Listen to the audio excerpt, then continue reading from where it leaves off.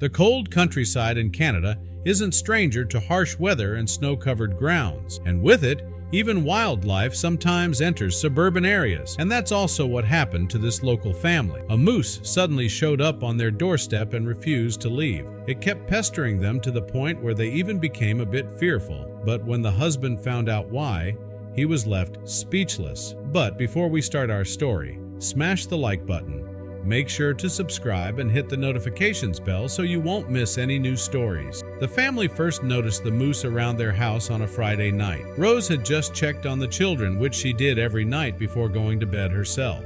She was upstairs putting on her pajamas while her husband, John, sat in the living room reading a book. It was quiet downstairs, something he liked, but then suddenly he heard a strange rumble in their backyard. John frowned and placed his book on the coffee table next to him. "What was that?" he said in a low voice. John heard the chamber of their bedroom close upstairs, indicating that Rose did not hear the rumbling outside, but John did, and needed to find out what caused it before he could relax. After a few quick footsteps, John reached the kitchen window, which overlooked their backyard, and that's when he saw it.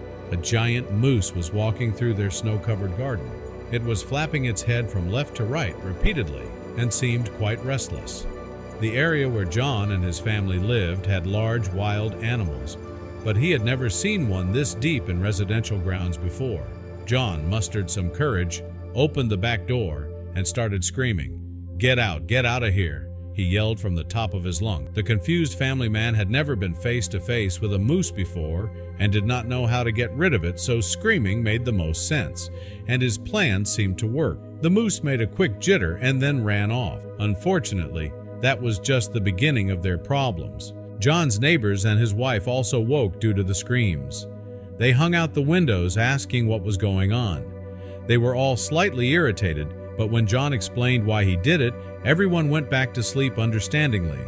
John did the same, but when he woke the next morning, a huge surprise awaited him on his doorstep. It was Saturday, and the newspaper always arrived early that day. John loved that Saturday morning newspaper. It was always the thickest of the week, and when he got up early, he had all the time in the world to read it by himself.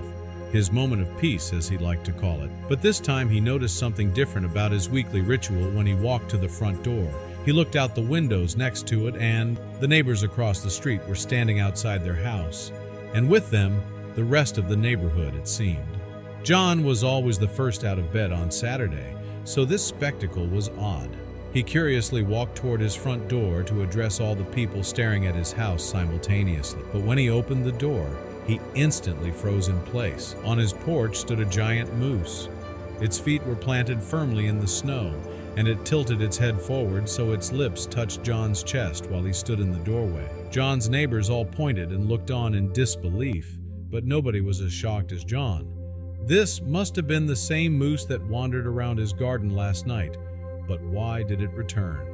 John steeled himself, his heart pounding as he stared into the moose's dark, unblinking eyes.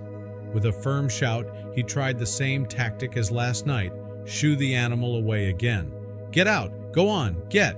His voice echoed down the quiet street, and the moose backed up slowly, huffing. As it trotted off, John shook his head in disbelief, hoping this time would be the last. But barely half an hour later, just as the family settled in to catch their breaths, a familiar rumbling noise came from outside. Rose looked at John, her eyes wide with anxiety. "It's back, isn't it?" John moved cautiously to the front window and peeked through. Sure enough, the moose was stepping up their walkway again, its massive form casting a shadow over the porch. "Why won't it leave us alone?" Rose whispered, clutching her hands together nervously. John let out a long sigh, frustrated and perplexed. It was as if the moose had claimed their house as its own. He opened the door and yelled even louder this time, and the moose hesitated, its ears twitching before it turned. But this time, it didn't disappear away from the house down the street. Rose tried to calm their children, who were startled by the event. While Rose did this, John closed his eyes to focus on his hearing. The house shielded the moose's whereabouts, but John clearly saw it bolt around the corner of their home. "It's somewhere around here. I can hear its footsteps outside," John whispered. It went quiet for a few seconds, and then, all of a sudden, a loud snort came from the backyard. John's heart raced as he ran to the back door. This time he was met with the moose's enormous nose pressed against the glass. "What does it want from us?" Rose whispered, holding the kids close. The moose continued to stare through the glass, unblinking as if determined not to leave. John moved quietly, but then a realization entered his mind.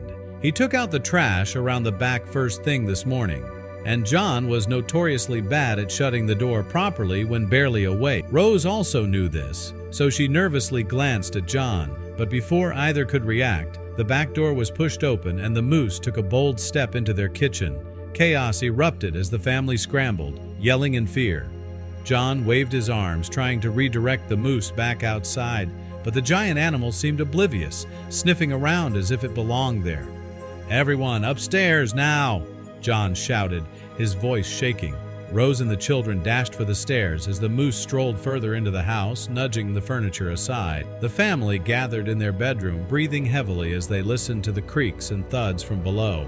John could hear the moose moving through their living room, its heavy hooves echoing up through the floor. He braced himself against the door, hoping it would eventually wander back outside. But when John heard loud bangs on the stairs, he knew this wasn't the case. Suddenly, there was a soft thud on the other side of the bedroom door. The moose had followed them upstairs. Rose stifled a scream as she huddled the kids into the farthest corner of the room. John, his mind racing, knew he had to do something drastic. He motioned for everyone to stay quiet, his eyes never leaving the door as the moose continued to press against it. John pressed their bed against the door to block the animal from entering, but that wasn't a permanent solution. John knew that he needed to get help. So once the bed was in position, he inched toward the bedroom window and pushed it open.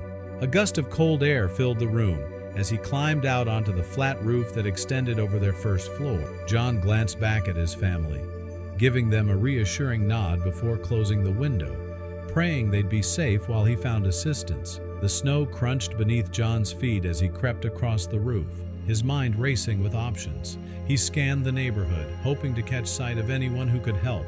And while he did, the moose continued to paw at the bedroom door, persistent and unstoppable. Seeing his family's frightened faces fueled John's determination to find a solution before the creature caused further havoc. As he leaned over the roof's edge, John caught sight of his neighbor across the street, who was watching the scene with wide eyes. "I need help," John called, waving his arms frantically. Luckily, his neighbor indicated that he already called the police. "They're on their way," he said. When the police arrived, John climbed down from the roof and pointed to the front door. "The moose is upstairs, pounding against the bedroom door. My wife and kids are in there." The officers entered, ready to remove the animal. But the moose was clever. As soon as the sirens blared, it quietly slipped out the back door. John, unaware, assumed it had finally gone, but the 800-pound female had merely hidden in the backyard shed, waiting. When John freed his family, the moose reappeared. It wasn't hostile, just staring at them with sad, watery eyes. John sighed in frustration, and Rose nearly screamed, but their daughter, Emily, stopped them. "Don't you see? It looks sad." John hesitated, then cautiously spoke. "Are you okay?